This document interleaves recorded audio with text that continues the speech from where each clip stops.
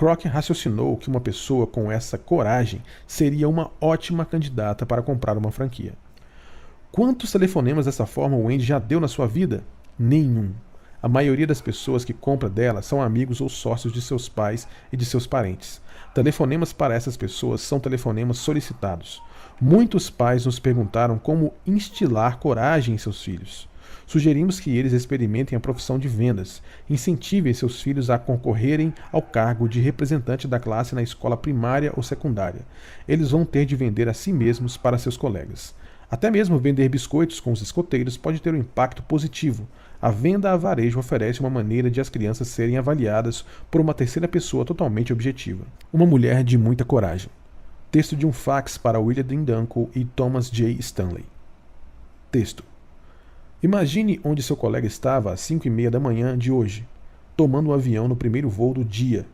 Embora o avião tivesse lugar para mais de 100 passageiros, havia apenas umas 20 pessoas a bordo. Logo que tomei meu lugar, ficamos sabendo que havia nevoeiro no nosso destino, e teríamos mais um daqueles famosos pequenos atrasos. Quando me levantei, a mulher sentada à minha frente, vou chamá-la de Laura, também se levantou. Eu lhe disse que estava aborrecido por ter acordado tão cedo para pegar esse avião. Ela respondeu que já tinha viajado a noite toda e ainda tinha mais uma escala no seu voo. Perguntei a Laura por que ela estava viajando à noite. Ela respondeu que é muito mais econômico. O que descobri em seguida é que essa mulher não precisava viajar com um bilhete a preço reduzido. Na verdade, ela é abastada, mas também muito frugal. Qual o objetivo da sua viagem? Ela estava a caminho de uma conferência de executivos do ramo imobiliário, onde ia receber o prêmio de executiva imobiliária do ano. Perguntei então como ela começou a trabalhar com imóveis. Ela respondeu, por necessidade. Contou que certa manhã encontrou um bilhete do marido na mesa da cozinha. O bilhete dizia: Cara Laura, estou apaixonado pela minha secretária. Meu advogado lhe dará os detalhes. Desejo boa sorte a você e às crianças. Como foi que Laura, uma dona de casa com 3 crianças pequenas, reagiu a essa informação? Estava decidida a não voltar para seu antigo emprego de professora secundária. E nem pensou em pedir apoio econômico a seus pais, que estavam bastante bem de vida. Fora criada num ambiente que incentivava a independência e a disciplina. Ficou pensando no que poderia fazer com o diploma de mestrado em literatura inglesa. Ela descobriu que as pessoas com sua formação educacional eram muito procuradas, mas raciocinou que a renda que ganharia como professora, editora e autora não seria suficiente para sustentar o estilo de vida de sua família. Assim, discutiu várias oportunidades de emprego com diversos comerciantes de comunidade. Depois dessas conversas, decidiu tentar vender imóveis. Durante os primeiros 4 meses, ganhou mais vendendo imóveis do que havia ganho no melhor ano em que ensinara inglês. Sei que você gostaria de perguntar a Laura os fatores que ela crê que contribuíram para seu sucesso. Ela me disse o seguinte: é incrível o que você consegue fazer quando se decide a fazer. Você não imagina quantos telefonemas de vendas a gerente é capaz de dar quando não tem nenhuma alternativa a não ser vencer. Quando jovem, Laura desenvolveu uma excelente base para sua carreira em vendas. Quando estudante, conseguira convencer dezenas de empregadores a contratá-la para empregos de férias. Também teve uma série de empregos de meio período enquanto estava no secundário e na universidade. Laura era tão boa para encontrar empregos que chegava a ajudar suas amigas a encontrarem emprego também. Sem dúvida, teria muito sucesso se abrisse uma firma de recrutamento de executivos. Laura também foi chefe de campanha de vários amigos seus que conseguiram se eleger representantes da classe, tanto no secundário como na universidade. Por ironia, Laura teve a pouca sorte de se casar com um homem que não tinha a integridade necessária para dar uma vida melhor para ela e os filhos. Mas devido às transgressões dele, Laura conseguiu utilizar plenamente todos os seus talentos. A ironia é que ela sempre teve mais potencial que o marido no mundo dos negócios. Hoje, isso é um fato comprovado. Ela está muito melhor de vida do que o seu ex-marido. O sucesso dela também é resultado da sua integridade, algo que o marido não tinha. Depois de passar vários anos se destacando como profissional de vendas, Laura abriu sua própria imobiliária. Mas apesar do seu extraordinário sucesso financeiro, ela continua tomando o voo de noite e o primeiro do dia. Olhando para ela, você nunca imaginaria que essa mulher tem tanta coragem e energia. não chegue a ter 1,5 m de altura e deve pesar menos de 50 quilos. Contudo, como já vimos várias vezes, a aparência é muito menos importante do que a coragem, a disciplina e a determinação das pessoas que são economicamente produtivas. Ação afirmativa, estilo família. Ação afirmativa estilo família. Seus filhos adultos são economicamente autossuficientes. A maioria dos pais abastados que têm filhos adultos quer reduzir o tamanho do seu espólio antes de falecer. Com certeza, é uma decisão sensata, já que a alternativa é deixar seus filhos com altos impostos a pagar. A decisão de compartilhar a riqueza com os filhos é fácil. O difícil é decidir como será dividido o capital. Os pais afluentes que têm filhos mais jovens em geral acreditam que a distribuição da riqueza nunca será problema. Eles assumem que os bens serão distribuídos igualmente. Os pais com 4 filhos, por exemplo, em geral, afirmam: minha riqueza será distribuída igualmente entre os filhos, 25% para cada um. Essa fórmula simples de distribuição se torna mais complexa quando as crianças se tornam adultas. Os pais com filhos adultos muitas vezes descobrem que alguns deles têm maior necessidade de doações financeiras do que outros. Quem deveria ganhar mais? Quem deveria ganhar menos? São perguntas que todos devem responder. Contudo, os pais abastados podem se beneficiar de várias importantes constatações da nossa pesquisa. Os pais que têm filhas adultas que não trabalham e filhos adultos temporariamente desempregados têm uma alta tendência a dar todos esses filhos pesadas doses de PSE. Estes também têm a probabilidade de receber uma parcela desproporcionalmente alta do espólio dos pais. Os filhos que têm mais sucesso econômico provavelmente receberão menos PSE e uma herança menor. Muitos filhos e filhas mais produtivos não recebem nenhuma transferência de riqueza, qualquer que seja. Contudo, já dissemos no capítulo 5, essa é uma das razões pelas quais eles são ricos. Donas de casa tipo A ou tipo B. Grande parte da variação na doação de presentes entre filhos pode ser explicada pelo sexo e pela ocupação ou status socioeconômico. Descobrimos que as donas de casa têm a maior tendência de todos os grupos ocupacionais de receber heranças, assim como presentes financeiros periódicos dos pais. Na verdade, as donas de casa têm uma probabilidade 3 vezes maior de receber uma herança substancial dos pais do que a média dos filhos adultos dos abastados. Em essência, as donas de casa estão em primeiro lugar, tanto no montante da herança como na probabilidade de herdar a riqueza dos pais. Também tem maior probabilidade de receber tantas quantias significativas como presentes financeiros anuais. Nossa pesquisa identificou 2 tipos distintos de filhas dos afluentes que são donas de casa. Vamos chamá-las do tipo A e tipo B.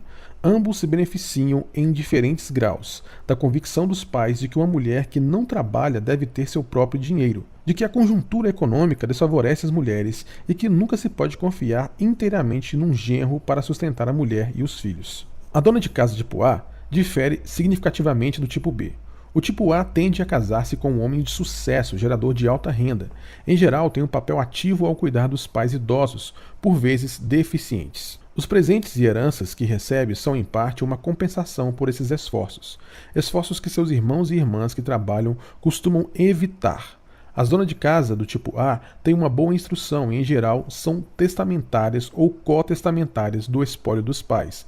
Muitas são líderes e voluntárias em diversas entidades educacionais e assistenciais.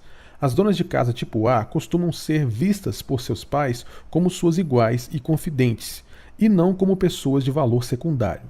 São consideradas pessoas inteligentes e fortes, líderes e conselheiras, e são consultadas com frequência sobre assuntos importantes da família, tais como o planejamento da aposentadoria e dos imóveis, a venda de uma empresa familiar e a escolha de profissionais e prestadores de serviços. As tipo A também estão familiarizadas com as leis relativas aos impostos sobre o espólio. Para minimizar os tributos, costumam incentivar os pais a reduzirem o tamanho do espólio, oferecendo presentes a seus filhos. As donas de casa do tipo A recebem presentes em dinheiro substanciais ao longo de todo o estágio inicial e intermediário da vida, em geral, a partir do casamento. Mais tarde, os presentes são associados com a compra de uma casa e, em algumas situações, com a compra de imóveis para investimentos. A presença de uma dona de casa do tipo A é de grande benefício para os pais afluentes, assim como para os outros filhos adultos. uma vez que ela costuma carregar o enorme fardo de cuidar das necessidades emocionais e médicas dos pais idosos. Em contraste, as donas de casa tipo A são vistas como filhas adultas que precisam de PSE e até mesmo apoio emocional. Costumam ser dependentes dos outros e dificilmente são líderes em qualquer área. As tipo B tendem a casar com homens que provavelmente não gerarão alta renda. Também tendem a ter menos escolaridade do que as mulheres do tipo A. Os pais das donas de casa tipo B costumam subsidiar a renda doméstica das filhas, a fim de ajudar as famílias delas a manter um estilo de vida mínimo de classe média. As donas de casa tipo B costumam morar bem próximo dos pais. Com frequência, acompanham a mãe nas compras. Não é raro que uma dona de casa do tipo B, de meia idade, receba dinheiro para roupas dos pais afluentes. Os pais também cuidam das filhas tipo B por meio de provisões feitas no testamento ou nos planos para o espólio. Elas recebem presentes monetários e herança porque seus pais acreditam que elas realmente precisam do dinheiro. Em resumo, as tipo B são cuidadas pelos pais idosos em vez de fazer o inverso. Os pais das donas de casa tipo B costumam evitar distribuir presentes monetários substanciais às filhas, temendo que elas e seus maridos administrem mal o dinheiro. Assim, os presentes monetários para as donas de casa tipo B costumam vir com base na necessidade, tal como quando o marido da tipo B está num intervalo entre dois empregos, ou quando nasce uma criança na família. Muitas vezes as doações são precipitadas por uma crise e vão desde pagamentos diretos em dinheiro até roupas e reembolso de mensalidades escolares. Mesmo assim, as tipo B recebem o grosso da riqueza dos pais sob a forma de herança. Com frequência, seus pais dão instruções específicas quanto ao planejamento da distribuição e aos fundos para a educação dos filhos e de sua filha. É comum que a família da dona de casa tipo B nunca alcance a independência financeira. Não é raro que uma dona de casa tipo B de 50 e poucos anos continue recebendo subsídios monetários dos pais. Não é raro que o marido da dona de casa do tipo B trabalhe na empresa dos pais dela. Em alguns casos, o salário é substancialmente mais alto do que indicaria uma pesquisa objetiva no mercado de trabalho. Em outras palavras, nessa situação, o genro ganha mais como empregado da firma dos sogros do que se trabalhasse para uma terceira pessoa. Mesmo os genros que não trabalham na empresa da família muitas vezes fazem horas extras trabalhando gratuitamente em tempo parcial na empresa deles ou fazendo tarefas e pequenos serviços para os sogros. As filhas que não são donas de casa e trabalham em tempo integral têm menos probabilidade de receber presentes monetários do que suas irmãs que não trabalham. Mas mesmo as filhas que trabalham em ocupações de alto status têm mais probabilidade de receber presentes monetários e heranças do que seus irmãos que têm sucesso econômico. Por quê? Porque, como já foi dito, os pais afluentes têm uma convicção muito forte de que as mulheres, mesmo as que trabalham, precisam ter seu próprio dinheiro. Elas também afirmam que seus genros não são de inteira confiança. Não se sabe se eles vão continuar leais para apoiar e sustentar nossas filhas. Na verdade, os abastados demonstram bastante perspicácia nesse aspecto. Nossos dados indicam que mais de 4 de cada 10 de suas filhas que se casam irão divorciar pelo menos uma vez. Os pais abastados compreendem que nos Estados Unidos as oportunidades para gerar renda que se oferecem aos homens e às mulheres são muito diferentes. Esses pais costumam exercer uma ação afirmativa à sua própria maneira. Considere os fatos. As mulheres são 46% da força de trabalho na América, mas representam menos de 20% dos individuais que ganham 100 mil ou mais por ano. Em 1980, menos de 40 mil mulheres tinham uma renda anual de 100 mil ou mais. Em 95, cerca de 400 mil mulheres estavam nessa categoria de renda. Isso significa um aumento de 10 vezes. No ano 2000, mais de 600 mil mulheres terão uma renda de 6 dígitos ou mais. Mas mesmo assim, tal como em 95, haverá 5 homens para cada mulher nessa categoria de renda. As mulheres fizeram progressos significativos quanto à proporção de formadas em universidades. Em 1970, por exemplo, apenas 8,4% dos formados em medicina eram mulheres. Em 95, quase 40% eram mulheres. Em 70, as mulheres eram 6% dos formados em direito. E em 95, elas constituem quase 45%. Uma ocupação de alto status, porém não se traduz automaticamente numa alta renda. Uma recente manchete do censo dizia: diferença de renda em 95 continuam aparentes, mesmo para os profissionais graduados. Nesse aspecto, lembramos que em 95 as mulheres profissionais liberais ganhavam menos da metade dos homens profissionais, 49,2%. Como se comparam os salários dos homens e das mulheres nas ocupações geradoras de mais alta renda? Veja os resultados da nossa análise na tabela 6,3. Em todas as 20 ocupações geradoras de mais alta renda, as mulheres ganham em média significativamente menos do que seus colegas homens. Por exemplo, as mulheres médicas ganham apenas 52% do que ganham os homens médicos. Os dentistas ganham 57,4% do que ganham os dentistas. As podólogas ganham 55% do que ganham os seus colegas homens. E as advogadas, 57,5% do que ganham os advogados. Em 80, cerca de 45% das mulheres com renda de 6 dígitos ou mais não trabalhavam. As demais, 55%, ganhavam 100 mil ou mais por meio de seus empregos. Essas porcentagens não mudaram consideravelmente desde 80, e tampouco tendem a mudar até o ano de 2005. Em forte contraste, quase 80% dos homens na América que ganham 100 mil ou mais estão desempregados. A maior parte dos outros 20% tem mais de 60 anos de idade e são aposentados. A vasta maioria das mulheres que não trabalha e tem renda anual de 100 mil ou mais herdou seu dinheiro ou recebeu presentes financeiros substanciais dos pais, avós ou maridos. Sua renda tipicamente é gerada a partir de juros, dividendos, ganhos de capital, aluguéis e assim por diante.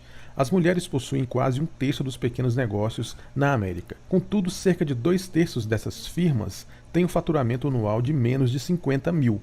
As mulheres que trabalham têm uma probabilidade mais de 4 vezes maior de deixar seu emprego do que os homens que trabalham. Os dados objetivos não deixam dúvidas. Na América, as chances são contra as mulheres para ganharem uma renda alta. De certo, parte dessa variação da renda pode ser explicada por desvios no mercado de trabalho. Mas esses desvios por si só não explicam plenamente o fato de que há 5 homens para cada mulher. No 1% superior da distribuição da renda ganha. Será que a tendência dos pais abastados de financiarem suas filhas está ajudando a perpetuar essa desigualdade?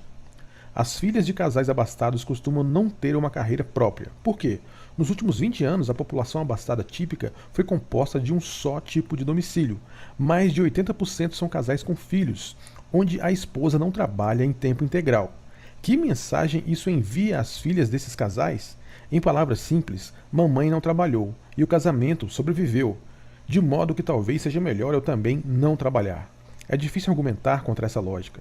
Na verdade, o sistema familiar tradicional dos abastados funciona muito bem. Os casais abastados têm uma taxa de divórcio que é menos da metade da norma geral do país. O sistema papai trabalha, mamãe é mãe e faz tudo pela família, com frequência é copiado pelas filhas desses casamentos. Na verdade, muitos pais abastados incentivam suas filhas a não trabalhar e não ter uma carreira própria e a não alcançar a independência econômica e psicológica. Os pais abastados instilam essa característica de dependência em suas filhas ao longo do tempo, por meio de dicas sutis. Muitos transmitem às suas filhas mensagens desse tipo. Não se preocupe. Se você não quiser ter uma carreira própria, não precisa se preocupar com dinheiro, nós vamos ajudá-la financeiramente. Mas se você tiver uma carreira, se realmente tiver grande sucesso e se tornar independente, você não receberá de nós nem herança, nem doações financeiras substanciais. Os fracos e os fortes. Ana e Betty, donas de casa e filhas. Ana tem 35 anos. É a filha mais jovem de um casal que chamaremos de Robert e Ruth Jones. Seus pais são milionários. O Sr. Jones possui e dirige várias empresas de distribuição. A Sra. Jones é uma dona de casa tradicional. Nunca terminou a faculdade e nunca teve um emprego fora de casa. Contudo, é ativa em várias causas nobres na sua comunidade. Quando seus filhos eram pequenos, ela participava ativamente da Associação de Pais e Mestres. Sua filha Ana é muito franca sobre sua relação com os pais. Seria tão fácil pegar dinheiro dos meus pais para pagar a casa, a mensalidade de escolas particulares, mas tudo sempre implica certas condições. Minha irmã, Betty, 37 anos, aprendeu isso. Ela não tem vida própria. Ela aprendeu que essa assistência social tem um preço. Fazer as coisas da maneira como minha mãe quer. Ana compreendeu muito cedo os componentes dessa equação do controle dos pais. Logo se casou, ela e seu marido procuraram um emprego em outra cidade. Ela se isolou da influência dos pais, ficando a mais de 1.500 quilômetros de distância deles. Ana desistiu da sua própria carreira depois do nascimento do segundo filho, mas, ao contrário de sua irmã Betty, nunca aceitou o PSE dos pais. Ela percebeu o custo verdadeiro da dependência observando a experiência da irmã. Segundo Anna, Beth vive com sua família numa casa subsidiada. O Sr. e Sra. Jones fizeram um volumoso pagamento como entrada na casa. Eles também doam milhares de dólares por ano a Beth para despesas domésticas. A cada ano, no Natal, ela recebe dos pais 20 mil em dinheiro. Beth mora a menos de 3 quilômetros de distância dos pais. Uma das maneiras comprovadas de os pais dominarem e controlarem seus filhos adultos é morar perto deles. Ana relata que há certa confusão acerca da propriedade de casa entre Beth e seus pais. Parece que a mãe está sempre na casa de Beth, com ou sem convite, e a mãe influi mais na escolha da casa do que a própria Beth. Beth se casou e teve filhos antes de terminar a universidade. Depois de casar, ela e seu marido moraram com os pais dela por 3 anos. Isso deu ao marido dela a oportunidade de terminar a universidade. Durante todo esse tempo, nenhum dos dois trabalhou, nem mesmo em tempo parcial. O marido de Beth terminou a universidade e aceitou um cargo administrativo numa empresa regional, mas depois de menos de 2 anos, sua posição foi eliminada. Aceitou então a posição de vice-presidente administrativo na firma do sogro. Segundo Anna, vice-presidente administrativo foi um novo título para o cargo. O título anterior era gerente operacional, mas como explicou Anna, o emprego paga muito bem e dá para aproveitar um pacote esplêndido de benefícios extras. Nessas condições é difícil para Beth e seu marido criarem autoconfiança. Os pais de Anna, especialmente o pai, não têm respeito pelo marido de Beth. Segundo Anna, eles sempre acharam que ele era inferior a Beth, tanto do ponto de vista econômico como social e intelectual. Eles demonstram muito mais respeito pelo marido de Anna, que se formou com distinção numa universidade de prestígio e conseguiu um mestrado com grau. E aos 24 anos de idade, Robert e Ruth estão sempre falando aos seus amigos e parentes as grandes realizações do marido da nossa Anna. Robert e Ruth estenderam um tapete vermelho para o futuro marido de Anna, logo da primeira vez que este foi visitá-los. Ficaram impressionados com suas credenciais acadêmicas. Anna contou que durante essa breve visita, o marido de Beth, que na época morava com os sogros, agiu mais ou menos como um garçom. Por exemplo, Robert, o sogro, mandava o genro preparar e servir os drinks e aperitivos. Certa noite, depois de alguns coquetéis, Robert se referiu ao genro como um palhaço. Anna e seu noivo ficaram chocados. Esse tratamento causou uma impressão duradoura no jovem casal. Anna prometeu a si mesma que ela e seu marido jamais se tornariam palhaços aos olhos dos pais. Até hoje, ela mantém a promessa. Isso apesar de os pais de Anna a pressionarem sem cessar para aceitar sua ajuda econômica. Em contraste, Robert e Ruth estão sempre pedindo ao marido de Beth que faça pequenos serviços para eles. Ele é tratado mais como um motorista e pau para toda a obra do que como o marido de sua filha mais velha. Por que o marido de Beth tolera essa situação? Porque foi condicionado a isso. Ele e Beth têm um estilo de vida de alto consumo, coerente com os dos sogros. Contudo, sua capacidade de manter esse estilo de vida depende do fato de serem controlados. Robert e Ruth já passaram uma mensagem básica para Beth, nem tanto em palavras, mas em atos. Beth, você e seu marido sozinhos não são capazes de gerar renda suficiente para manter a sua situação na vida. Vocês são economicamente deficientes.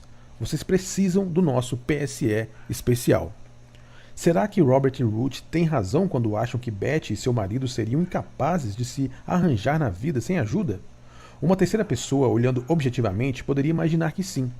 Mas o que essa pessoa diria se examinasse a situação desde a origem? Poderia concluir que Robert e Ruth fizeram um esforço especial para provar que sua promessa estava certa.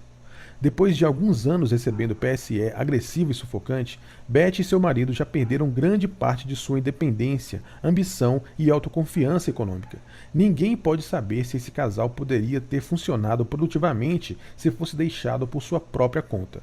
Beth e seu marido nunca tiveram essa oportunidade. O papel dos pais esclarecidos é fortalecer os fracos. Robert e Ruth fizeram exatamente o oposto. Eles enfraqueceram os fracos e continuam a fazer isso até hoje. Também não é surpresa que nunca tenham reconhecido o papel que tiveram em causar a dependência de Beth e seu marido. Hoje Anna tem certo ressentimento, até mesmo amargura em relação aos pais. Ela acha que eles são responsáveis por terem criado a dependência econômica e emocional que sua irmã precisam enfrentar todos os dias. Anna aprendeu muito com a experiência de Beth e seu marido. Ana é especialmente sensível quanto ao papel dos pais ao usurpar o controle dos filhos da sua irmã. Fazendo isso, os erros do passado só podem ser repetidos. Ana só desejaria que seus pais tivessem seguido algumas regras simples sobre como criar os filhos para que sejam independentes. Hoje, eles já não podem fazer isso, mas Ana pode. Para ela, não é tarde demais. Ela jamais permitirá que seus pais controlem qualquer parte da sua vida, nem da vida de seu marido e de seus filhos. Sarah Cinderella. Sarah é uma executiva de 50 e tantos anos. Seus pais eram ricos. O pai abriu seu próprio negócio quando ela era bem jovem. Quando nós a entrevistamos, Sarah foi extremamente franca sobre seu relacionamento com o papai e com sua irmã. O pai de Sarah era uma pessoa de opiniões fortes. Suas convicções sobre o papel da mulher na sociedade eram contrárias às de Sarah. Ela acha que as mulheres devem ser educadas nas belas artes, depois casar, ter filhos e nunca trabalhar fora. Segundo os ditames de papai, a mulher não deve ter uma carreira própria. Ela deve apoiar o marido, até mesmo ser subserviente a ele. Quando adolescente, Sarah gostava de debater com o papai sobre diversos assuntos, inclusive sobre o papel das mulheres liberadas na nossa cultura. Muitas vezes, esses debates viravam discussões centradas em como Sarah iria passar o resto da sua vida. Papai costumava ameaçar sua filha desafiadora com a perda de apoio financeiro para sua educação universitária, a perda do dote e assim por diante. Apesar dessas ameaças, Sarah saiu de casa quando ainda jovem. Papai cumpriu a promessa e retirou todo o apoio financeiro. Contudo, Sarah nunca perdeu sua determinação de se tornar independente dos pais, tanto financeira como emocionalmente. Depois de sair de casa, tornou-se revisora de uma grande editora. Durante sua carreira na área editorial, alcançou uma posição muito elevada. Acabou se casando, mas só depois que sua carreira já estava bem estabelecida. Sarah era bem diferente de sua irmã, Alice. Ao contrário de Sarah, Alice, uma dona de casa do tipo B, cumpriu o papel que papai lhe tinha determinado. Era uma verdadeira filhinha de papai, e com a grande propensão para gastar, mas pouca para ganhar. Em vista disso, papai colocou Alice, seu marido gerador de baixa renda, e os 3 filhos do casal aos cuidados do seu PSE. Papai nunca permitiu que sua filha preferida morasse numa casa ou num bairro que não estivesse à altura da imagem que ele próprio fazia de uma filha de classe média alta. Deu altos subsídios para a compra de uma casa e acessórios para Alice e sua família. Todos os anos, a filhinha do papai recebia doações monetárias significativas, assim como presentes sob a forma de ações. Em vistas desses subsídios generosos, seria de se esperar que a filhinha de papai tivesse acumulado considerável riqueza. Na verdade, ela e o marido acumulam muito pouco dinheiro durante todos os anos que estiveram recebendo o PSE. Seu sistema de orçamento era muito simples. Gaste mais do que você ganha e mais do que você recebe em presentes monetários. O que faltar fica por conta do papai. Durante todo esse tempo, sua irmã Sarah, como muitos executivos, não recebeu nenhum PSE do papai. Em vez disso, foi castigada pela audácia de violar as rígidas normas que papai havia estabelecido. Quando o papai faleceu, Alice não recebeu mais nenhum PSE anual, apesar de que, sendo filha predileta, recebeu o grosso de que sobrara do dinheiro dele. Quando o papai faleceu, Alice não recebeu mais nenhum PSE anual, apesar de que, sendo a filha predileta, recebeu o grosso do que sobrara do dinheiro dele. Sarah recebeu uma quantia muito menor. Na verdade, ela ficou até surpresa por ter recebido uma parte do espólio paterno, pois ele lhe havia lhe dito, pouco antes de morrer, que ela receberia muito menos do que a irmã. Para essa filha liberada e independente tinha muito menos necessidade de uma herança do que a irmã, uma dona de casa do tipo B. Não demorou muitos anos para que Alice, a filha predileta, e seu marido gastassem quase todo o dinheiro do papai. Logo depois, Alice faleceu. Como foi que seus filhos sobreviveram? O pai deles não tinha renda suficiente para manter seu estilo de vida de classe média alta. Quem os sustentou? Quem financiou a educação universitária deles? Quem mais senão a tia Sarah, a que não recebeu nenhum PSE? A semi-deserdada Sarah Cinderella. Durante todos os anos em que seu pai sustentou sua irmã, Sarah nunca se endureceu, nem demonstrou nenhuma animosidade para com Alice. Nunca se esqueceu de lhe mandar um presentinho de aniversário e nem de mandar presentes de Natal e aniversários para os filhos de Alice. Na verdade, Sara é uma mulher muito bem-sucedida, independente e de bom coração. Hoje, Sara é milionária. É a encarregada das finanças da sua própria família e está atualmente estabelecendo fundos para os filhos e os futuros netos de sua irmã. Sara crê que isso é importante. Em relação às filhas de Alice, ela nos disse: elas não sabem nada sobre dinheiro. Como poderiam saber?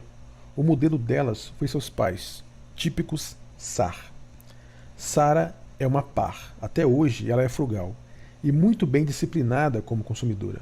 Seu patrimônio líquido é muitas vezes mais alto do que seu salário anual como executiva. Ela nos disse: as pessoas ficariam assombradas se soubessem quanto dinheiro eu já acumulei.